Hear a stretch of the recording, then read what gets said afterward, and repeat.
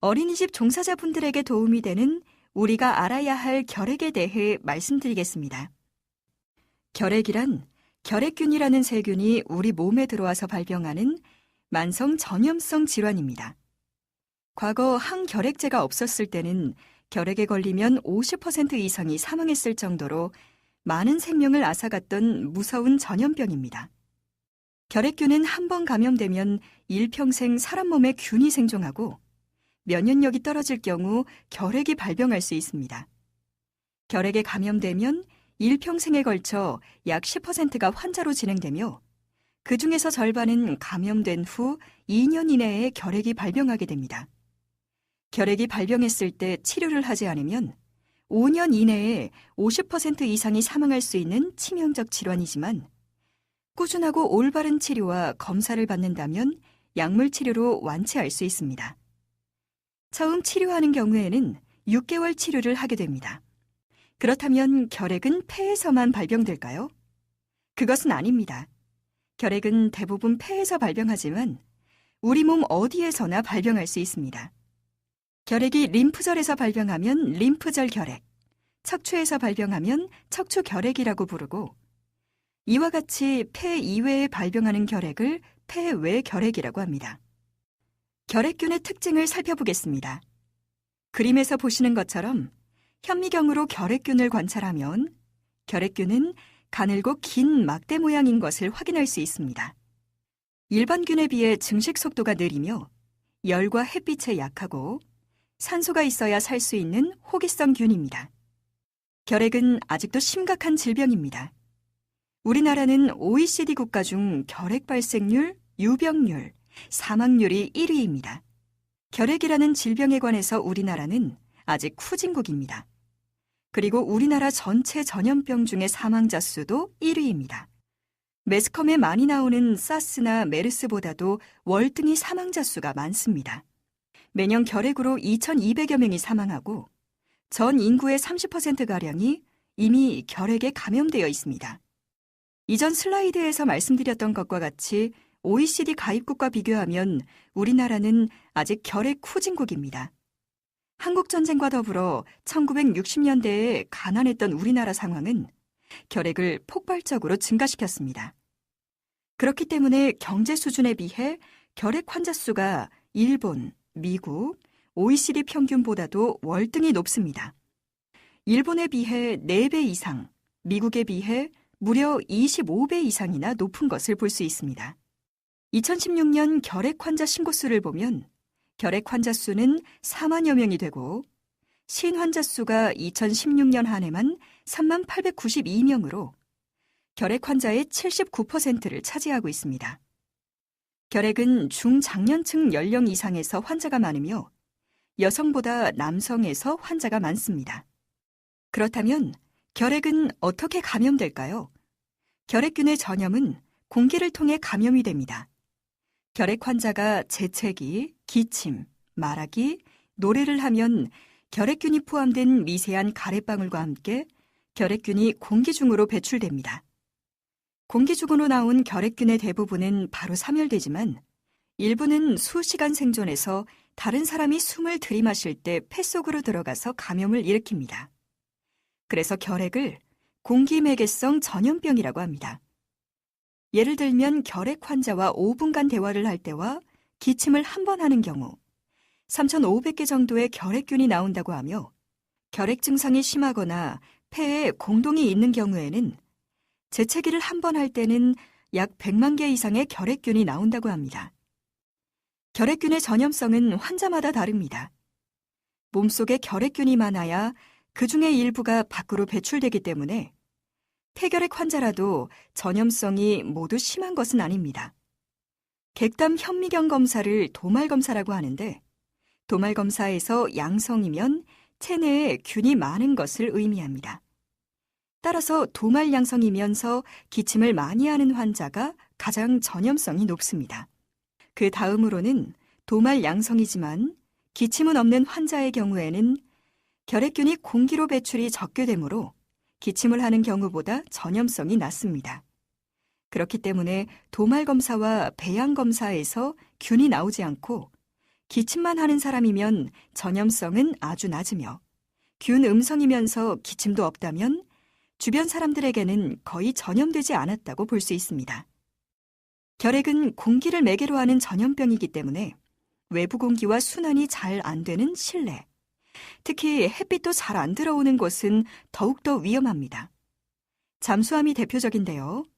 한 번 잠수하면 외부 공기와 순환이 안 되고 햇빛도 들어오지 않습니다. 그림으로 보시는 잠수함 사례를 보면 한 명의 승무원이 결핵으로 발생되었는데 308명 중 139명이 잠복 결핵 감염이 되고 추가로 7명이 결핵 환자로 발생했습니다. 비행기도 위험하겠죠? 지금은 공기를 필터하여 순환시키기 때문에 그렇게 위험하지는 않습니다. 집단시설은 결핵 예방을 위해 환기 및 일광 노출에 신경 써야 합니다. 결핵은 가까운 주변 사람이 감염될 위험이 큽니다. 빨간 십자 표시가 결핵 환자를 나타내며 동그라미가 가까이 지내는 사람을 의미하며 파란색 동그라미는 결핵 감염자를 의미합니다. 예를 들어 첫 번째 원을 가족이라고 한다면 가족은 10명 중 3명이 감염될 수 있습니다. 그 다음으로 두 번째 원을 보시면 접촉을 많이 하는 사람, 직장 동료, 동호회 모임 등의 경우에는 감염 위험이 떨어져서 20명 중 3명이 감염될 수 있습니다. 원의 바깥쪽은 어쩌다가 접촉하는 사람으로 이 사람의 경우에도 간혹 감염될 수가 있습니다. 만약 이 환자가 발견되지 않는다면 1년에 대략 10명 정도 감염될 수 있습니다. 그렇지만 이런 경우에는 전염되지 않습니다. 그림처럼 피부 접촉이나 음식을 같이 먹는다거나 환자가 사용하는 물건, 예를 들면 침구류, 책, 옷, 수건 등을 통해 전염되지 않습니다. 따라서 환자가 사용했던 식기류, 수건 등을 따로 소독할 필요가 없습니다. 문제는 같은 공간에서 머무는 시간이 많은 경우에 공기를 통하여 전염이 되는 것입니다. 폐회결핵 환자도 전염성이 없으며 전염성이 높은 환자라도 약물 치료를 잘 받으면 2주 이내에 전염성이 거의 없어집니다. 결핵의 가장 대표적인 결핵 증상은 기침, 가래입니다. 그렇기 때문에 2주 이상 기침이 지속되면 결핵을 의심합니다. 그 외 증상으로는 체중 감소, 피로감, 식욕 부진, 오후 미열, 흉부 통증 등이 있을 수 있습니다. 그렇지만 결핵 발병 초기에는 아무런 증상이 나타나지 않을 수도 있어서 우연히 건강검진에서 발견하는 경우도 있습니다. 그렇다면 어떠한 경우에 결핵 검사를 받아야 할까요? 기침이 2주 이상 지속되면 반드시 결핵 검사를 받아야 합니다. 특히 기침을 하면 주변 사람들에게 전염 위험도 커지므로 꼭 검사를 받아서 조기에 진단될 수 있어야 합니다. 그 외 결핵 의심 증상이 오래갈 경우 또한 한 번이라도 객혈을 하면 반드시 결핵 검사가 필요합니다. 기관지 이상 때문에 객혈을 하기도 하지만 결핵, 폐암 때문에도 발생할 수 있으므로 주의를 요구합니다. 결핵 초기에는 특별한 증상이 없을 수도 있습니다. 주변에 결핵 환자가 발견되면 증상이 없더라도 반드시 결핵 검사를 받아야 합니다. 또한 건강검진에서 흉부 X선 사진을 찍었을 때 결핵이 의심된다고 하면 반드시 정밀 검사를 받아야 합니다. 결핵은 우선 흉부 X선 검사를 하여 결핵 소견이 있는지를 확인하고 의심이 되면 객담 검사 등 결핵을 확진하기 위한 추가 검사를 실시합니다. 병변의 위치에 따라서는 X선 사진상 안 보일 수도 있어 X선 사진이 정상이더라도 기침 증상이 오래가면 객담 검사를 하기도 합니다. 보시는 것은 흉부 X선 사진입니다. 왼쪽의 건강한 폐와 오른쪽의 결핵에 걸린 폐를 비교해 보겠습니다. 왼쪽 사진은 정상인의 폐이고 오른쪽은 결핵이 심하게 진행된 폐로 양쪽 폐의 대부분이 결핵 병변으로 하얀 얼룩같이 퍼져 있는 것을 볼 수 있습니다. 결핵이 뒤늦게 발견되어 심하면 주변 사람들에게 전파를 많이 시킬 뿐만 아니라 치료된 후에도 폐 조직의 손상이 흉터로 남으며 호흡곤란 등의 후유증으로 고생을 하게 됩니다. 흉부 X선 사진에서 결핵이 의심이 되면 결핵을 확진하기 위해 객담 검사를 2에서 3회 실시합니다. 객담 검사는 현미경으로 보는 도말 검사, 균을 자라게 하는 배양 검사, 분자 생물학적 검사 등으로 결핵균을 찾아냅니다. 주의할 점은 가래를 잘못 뱉어내거나 결핵 초기에는 결핵균이 적어서 객담 검사에서 균이 안 나타나기도 하므로 균이 없다고 해서 결핵균이 없다고 생각해서는 안 됩니다. 그림을 보시면 현미경에서 붉은색의 막대 모양의 결핵균을 관찰할 수 있습니다. 배양 검사는 2에서 8주간 배양하여 결핵균이 증식하는 것을 관찰합니다.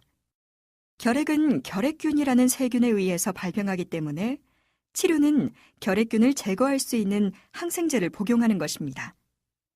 처음 결핵에 걸렸을 때는 4종류의 항결핵제를 2개월간 복용하고 그 후 4개월은 2-3종류의 항결핵제를 복용하여 총 6개월간 복용해야 완치할 수 있습니다.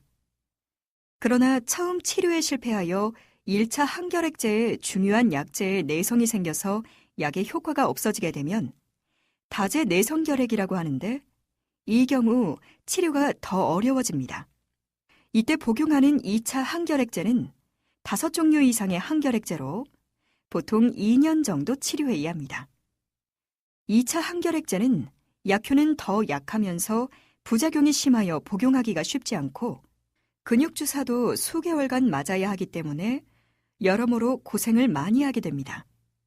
그래서 결핵은 처음 진단되었을 때 초치료약을 잘 먹어서 반드시 완치하여야 합니다. 결핵 치료비는 걱정하지 않아도 됩니다. 우리나라에서는 건강보험과 정부 지원으로 치료를 받을 수 있습니다. 결핵으로 진단되면 반드시 결핵 환자를 신고하여야 하며 신고된 환자는 산정특례 등록으로 치료비 지원을 받게 됩니다. 다제 내성결핵이 되면 진료비 부담도 커지지만 다행히 우리나라에서는 2016년 7월부터 보험급여 본인부담금은 100% 지원받을 수 있습니다. 결핵 치료에서 가장 중요한 것은 의사의 처방대로 약물 치료를 잘 받는 것입니다. 치료 실패하여 다제 내성결핵으로 진행되지 않으려면 규칙적으로 약을 복용하는 것이 중요합니다. 의사의 정확한 처방하에 최소 6개월 이상의 치료 기간 동안 매일 꼬박꼬박 약을 복용하는 것입니다. 규칙적으로 복용하면 치료 실패할 가능성이 거의 없고 완치된 후에도 다시 재발하는 경우가 거의 없게 됩니다. 치료를 실패하는 경우 약을 제대로 복용하지 않거나 중단했을 때 많이 발생하게 됩니다. 이를 예방하기 위하여 병원과 보건소에서는 결핵관리 전담 간호사가 완치될 때까지 결핵 상담과 교육, 복약 관리를 해줍니다. 결핵이 무서운 이유는 제대로 치료하지 않으면 매우 위험해지기 때문입니다. 약을 제대로 안 먹거나 복용을 중단하면 결핵균이 다시 증식합니다. 치료를 제대로 하지 않으면 복용 중인 약제에 내성이 생겨 더 이상 듣지를 않아서 치료를 실패하게 됩니다. 치료 실패할 경우에는 2차 항결핵제로 다시 치료를 해야 하는데 2차 약제들은 부작용이 심하고 약효는 떨어져서 처음 치료할 때보다 더욱 힘듭니다. 또다시 약을 제대로 복용하지 않으면 2차 항결핵제에도 내성이 생겨서 치료를 실패하게 됩니다. 이렇게 2번 이상 치료 실패를 하면 고칠 수 있는 치료약이 거의 없습니다. 다행히 근래에는 신약이 개발되어 상황이 조금 호전되었지만 3차 치료 시에도 4제 이상의 약제가 필요하므로 치료가 쉽지 않습니다.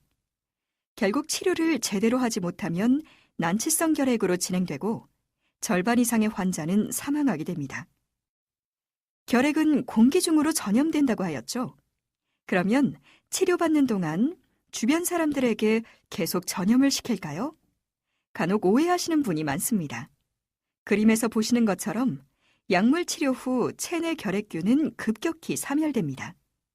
결핵약을 2번만 복용하더라도 균수가 20분의 1로 감소하며 2주 정도가 지나면 전염성은 거의 사라집니다. 따라서 주변 환자가 치료를 제대로 하고 있으면 전염될 걱정은 하지 않아도 됩니다. 학교나 직장으로의 복귀는 전염성이 없다는 의사소견을 첨부하면 됩니다. 그럼에도 불구하고 6개월 이상 치료를 하는 것은 소수의 생균이 활동하기 때문이며 활동을 하지 못하도록 하기 위함입니다. 결핵은 공기 중으로 전파되므로 여러 사람이 모여서 생활하는 곳에서 한 사람이 결핵에 발병하면 주위 사람들에게 전파를 시키게 됩니다. 그렇기 때문에 어린이집, 병원 등에서 결핵 집단 발생이 계속되고 있습니다. 관련 뉴스를 보도록 하겠습니다. 지난달 이대 목동병원에 이어 삼성서울병원에서도 간호사가 결핵 확진 판정을 받았습니다. 경기도 광주의 한 어린이집에서는 원아 20명이 잠복결핵에 감염된 것으로 확인됐는데요. 허술한 방역 체제에 대한 우려가 나오고 있습니다. 이준흠 기자입니다. 대형 병원 간호사들이 잇따라 결핵 확진 판정을 받아 보건당국에 비상이 걸렸습니다. 질병관리본부는 삼성서울병원 소아혈액종양병동에서 근무하는 27살 여성 간호사가 정기 건강검진에서 전염성 결핵에 걸린 것으로 확인됐다고 밝혔습니다. 질병관리본부는 삼성서울병원에 상황실을 설치해 지난달 1일부터 28일까지 해당 병동을 이용한 환자 86명, 함께 근무한 직원 43명을 대상으로 역학조사를 벌이고 있습니다. 동료 43명 중 지금까지 검사가 끝난 37명 가운데는 다행히 확진 환자가 나오지 않았습니다. 앞서 지난달 15일에는 이대 목동병원 신생아 중환자실에 근무하던 32살 여성 간호사가 결핵 진단을 받았습니다. 이 간호사와 접촉했던 영아 2명과 직원 5명은 전염성은 없지만 결핵으로 발전할 우려가 있는 잠복 결핵 판정을 받았습니다. 어린이집 원아들이 대거 결핵에 노출된 사실도 뒤늦게 밝혀졌습니다. 지난 5월 경기도 광주의 한 어린이집 교사가 결핵 확진을 받은 뒤 원아들을 조사해봤더니 20명이나 잠복 결핵에 걸린 사실이 드러난 겁니다. 또 부산 남구의 한 병원에서도 같은 병동을 사용했던 환자 2명이 5월과 6월 잇따라 결핵에 감염돼 보건당국이 역학조사 중입니다. 병원, 어린이집처럼 가장 안전해야 할 곳에서 감염이 속출하면서 결핵 공포가 확산하고 있습니다. 연합뉴스TV 이준흠입니다. 표에서 보시는 것과 같이 국가에서는 집단시설에서 결핵 환자가 발생하면 역학조사를 하여 접촉자 검진을 합니다.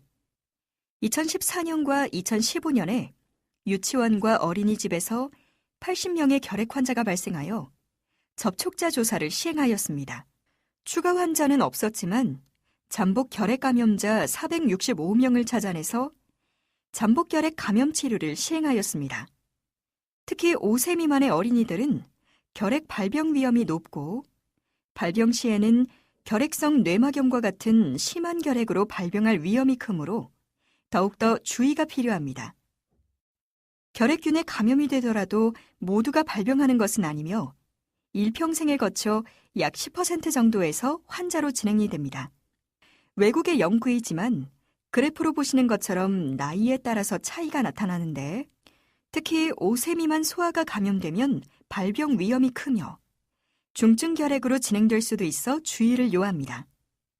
20세 전후에서도 발병 위험이 증가하는 반면 초등학생들은 감염되더라도 발병 위험이 상대적으로 낮은 것을 볼 수 있습니다. 2016년 경기도 광주의 한 어린이집에서 원아 80명 중 20명이 잠복 결핵에 집단 감염되었던 사례입니다. 보육교사가 결핵 확진 판정을 받아서 접촉자 조사의 일환으로 잠복 결핵 감염 검사를 실시하였습니다. 잠복 결핵 감염 양성인 원아들은 9개월 예방 화학 치료를 합니다. 소아인 경우 표준 예방 화학 치료의 기간은 9개월입니다. 이렇게 어린이집 보육교사 중에 결핵 환자가 발생하게 되면 어린이집 원장 선생님이 얼마나 힘들지 충분히 상상이 가시죠. 이제부터는 잠복 결핵 감염에 대해서 자세히 알아보겠습니다. 잠복 결핵 감염이란 결핵균에 감염되었지만 발병하지 않은 건강한 상태로 잠자고 있는 결핵균이 몸속에 있는 것을 말합니다. 그러므로 결핵에 감염되었더라도 잠복 결핵 감염 상태라면 신체적으로는 건강한 상태입니다. 현재 전 세계 인구의 약 3분의 1, 우리나라 인구의 약 30%가 몸속에 결핵균을 가지고 있습니다. 그래서 잠복 결핵 감염을 결핵이 아님에도 결핵으로 오해하는 경우가 많습니다. 결핵인 듯 결핵 아닌 결핵 같은 잠복 결핵이라는 말이 있습니다. 잠복 결핵 감염 상태에서 면역력이 떨어지게 되면 결핵으로 발병할 소지가 있기 때문입니다. 결핵검진 홍보 문구 중에 감기인 듯 감기 아닌 감기 같은 결핵이라는 문구도 있습니다. 다시 한번 잠복결핵 감염과 활동성 결핵의 차이에 대해서 살펴보겠습니다. 쉽게 말하면 잠복결핵은 몸속에 결핵균은 있으나 잠자고 있는 결핵균으로 증상이 없고 흉부 X선상으로도 정상이어서 다른 사람에게 전염시키지 않는 상태입니다. 잠복결핵 감염자 중 10% 정도가 활동성 결핵 환자로 진행을 하게 되는데 5%는 최근 2년 이내에 감염된 경우이고 5%는 평생에 걸쳐서 발병하는 경우입니다. 나머지는 건강하다면 평생 잠복결핵 감염 상태로 유지됩니다. 활동성 결핵 환자는 몸속의 결핵균이 활발하게 활동을 하여 폐에 병변을 일으키고 결핵 증상을 나타내게 됩니다. 병이 진행되게 되면 다른 사람에게 균을 전파시킵니다. 반드시 치료해야 하며 6개월 이상 약을 복용해야 합니다. 치유 후에는 다시 잠복 감염 상태로 돌아오며 때로는 재발하기도 합니다. 잠복 결핵 감염과 결핵 환자는 큰 차이가 있으므로 반드시 구분해야 합니다. 잠복 결핵 감염은 어떻게 진단해야 할까요? 잠복 결핵 감염을 진단하는 방법은 두 가지가 있습니다. 투베르쿨린 피부 반응 검사는 시약을 피내에 주사하고 48에서 72시간 후에 피부 위로 융기되는 크기를 측정하여 감염 여부를 확인합니다. 비용이 적게 들지만 어릴 때 맞은 결핵 예방 접종과 비결핵 항상균 등에 의해서도 양성 반응이 나오는 단점이 있습니다. 반면 인터페론 감마 분비 검사는 혈액을 뽑아서 실험실에서 결핵균의 면역 반응을 나타내는 세포로부터 분비되는 인터페론 감마 양을 측정해서 진단합니다. 결핵 예방 접종 등에 의한 거짓 양성 반응이 거의 없어서 성인에서 최근 많이 사용되고 있습니다. 단점으로는 검사비가 다소 많이 듭니다. 그렇다면 잠복 결핵 감염자 중 결핵 발병 위험이 높은 사람은 어떤 사람들일까요? HIV 감염자, 최근 1년 이내에 결핵에 감염된 자, 폐섬유화 병소가 있는 자, 진폐증 환자, 면역 억제제 치료자, 두경부 종양 환자, 혈액 투석자, 혈우병 환자, 소장 우회술이나 위절제술을 받은 자, 당뇨병 환자, 저체중이나 심한 흡연을 하는 자는 결핵이 발병되기 쉬운 사람들입니다. 앞서 말씀드렸던 것과 같이 흡연은 여러 암, 뇌졸중 등의 유발 외에 결핵에도 영향을 미칩니다. 흡연은 결핵 감염과 발병 위험을 높입니다. 간접 흡연도 마찬가지로 영향을 줍니다. 흡연은 결핵 사망에도 기인하기 때문에 금연을 하면 결핵 발병과 결핵 사망을 줄일 수 있습니다. 잠복 결핵 감염을 어떻게 하면 결핵으로 발병하는 것을 예방할 수 있을까요? 최근에 전염성 환자와 접촉하였으면 감염되었을 위험성이 높고 발병할 위험도 높기 때문에 반드시 결핵 검사와 잠복 결핵 감염 검사를 받고 양성인 경우 결핵으로의 발병을 막기 위해 잠복 결핵 감염 예방 화학 치료를 받아야 합니다. 그 외에 면역 기능을 떨어뜨리는 질환을 갖고 있으면 최근 접촉자가 아니더라도 잠복 결핵 감염 검사와 치료가 필요합니다. 잠복 결핵 감염 치료 방법은 아이나라는 한 가지 약을 9개월 먹거나 아이나와 리팜피신을 같이 3개월 먹거나 리팜피신 한 가지만 4개월 복용하는 방법이 있습니다. 앞서 말씀드렸던 잠복 결핵 감염 치료를 예방 화학 치료라고도 합니다. 잠복 결핵 감염 치료는 치료하지 않은 사람과 비교를 하였을 때 치료한 경우 발병 예방 효과는 60%에서 90%입니다. 연구 결과에 따라서는 예방 효과가 30%에서 40%에 불과하다고 나오는데 이것은 제대로 약을 복용하지 않았기 때문입니다. 국제항결핵연맹의 연구조사에서 규칙적으로 복용을 완료하면 예방 효과가 90%에 달한다고 하였으며 결국 예방 효과가 낮은 연구는 약을 제대로 복용하지 않은 것에 기인한다고 볼 수 있습니다.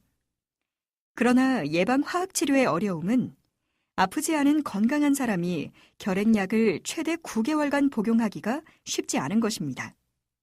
그렇기 때문에 여러 연구에서 치료 기간이 짧은 처방일수록 치료 완료율이 높으며 완료율이 높으면 당연히 예방 효과도 증가합니다.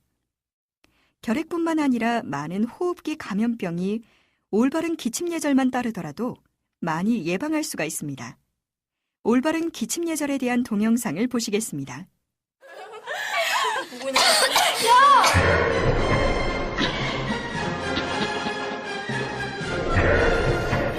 무엇이 잘못됐는지 아시겠어요?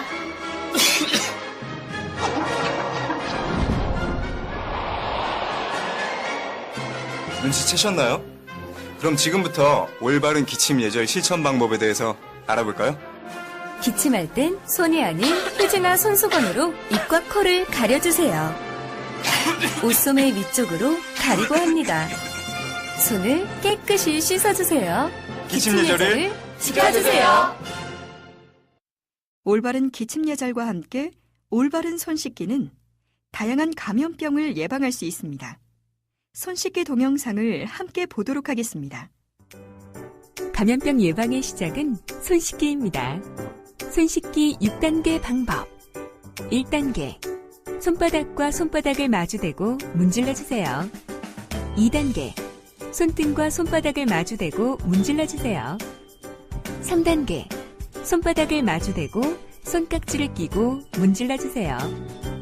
4단계. 손가락을 마주잡고 문질러주세요. 5단계. 엄지손가락을 다른 편 손바닥으로 돌려주며 문질러주세요. 6단계. 손가락을 반대편 손바닥에 놓고 문지르며 손톱 밑을 깨끗하게 하세요. 감염병 예방은 내 손으로. 올바른 손 씻기. 질병관리본부. 결핵균의 공기 전파를 막는 방법으로 기침 예절 외에 실내 공기를 잘 환기해 주는 것입니다. 환기를 잘 해주는 것으로도 호흡기 감염병과 결핵 예방에 도움이 됩니다. 결핵균은 햇빛에 약하니 창문을 열고 햇빛이 잘 들어오도록 하면 더욱 좋습니다. 또한 결핵뿐만 아니라 많은 호흡기 감염병도 개인이 마스크를 잘 착용하여 사람들에게 전파를 감소시키면 위험을 예방할 수 있습니다. 본인이 호흡기 감염병에 걸렸을 경우 또한 걸리지 않았더라도 증상이 의심될 때 마스크를 착용하면 감염 예방에 도움이 됩니다. 메르스 사태 때 이러한 기본을 지키지 않아서 유행한 것도 원인 중 하나라고 할 수 있습니다. 다시 한번 강조하겠습니다. 결핵은 누구나 걸릴 수가 있습니다. 기침이 2주 이상 가면 진료를 받도록 합니다. 결핵은 치료를 하면 전염성은 곧 소실됩니다. 기침을 할 때는 기침 예절을 지키세요. 결핵 검사와 잠복 결핵 감염 검진을 통하여 결핵으로부터 우리 자신과 아이들을 지켜주세요.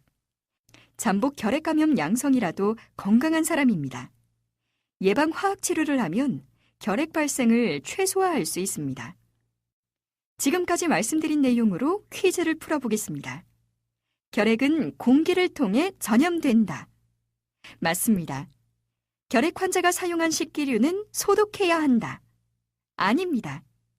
결핵균은 공기를 통해 전파되므로 식기류를 통해서는 전염되지 않습니다. 결핵의 증상에는 기침, 가래, 체중 감소가 있다. 맞습니다. 이 외에도 객혈, 흉부 통증, 식욕 감소가 있을 수 있으며 증상이 없는 경우도 있습니다. 결핵은 치료가 끝날 때까지 전염성이 있다. 아닙니다. 결핵약을 잘 복용하면 2주 정도가 지나면 전염성은 거의 사라집니다. 잠복 결핵 감염자도 격리해야 한다. 아닙니다. 잠복 결핵 감염은 결핵균이 잠자고 있는 건강한 상태이고 병도 아니므로 격리할 필요가 없습니다. 잠복 결핵 감염자는 치료가 필요 없다. 아닙니다. 치료를 통하여 결핵이 발병하는 것을 예방할 수 있습니다. 보시는 사진을 설명하면 아이들이 바닷가에서 노는 사진처럼 보이지만 사실은 모두 결핵을 앓는 아이들입니다. 1940년대 이전에 결핵약이 없었을 때는 치료를 위해 바닷가에서 맑은 공기와 햇빛을 쐬는 치료밖에 할 수 없었습니다. 결핵 퇴치에 모두 노력하여 우리의 후손들에게 더 이상 결핵으로 고통받는 일이 없도록 노력하여야 할 것입니다. 여기까지 어린이집과 유치원 종사자분들에게 도움이 되는 우리가 알아야 할 결핵에 대해 말씀드렸습니다. 끝까지 들어주셔서 감사합니다.